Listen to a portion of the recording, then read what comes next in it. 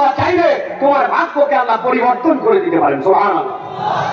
আমার কথা নয়, আল্লাহ রাব্বুল আলামিন বলছেন কোরআনুল কারীমের মধ্যে, দুনিয়ার মানুষ ভালো করে বোঝো, এই কোরআন তোমাকে কি দিবে? আল্লাহ বলছেন বাল নাফযিফু বিল হাক্কি আলাল বাতিল ফায়াদমাগুহু ফাইদা হুয়া যাহিক ওয়া লাকুমুল ওয়াইলু মিম্মা তাসিফুন। আমার আল্লাহ রাব্বুল বলছেন, হে দুনিয়ার মানুষ, কোরআন তোমাকে বিজয় দেওয়ার জন্য এসেছে।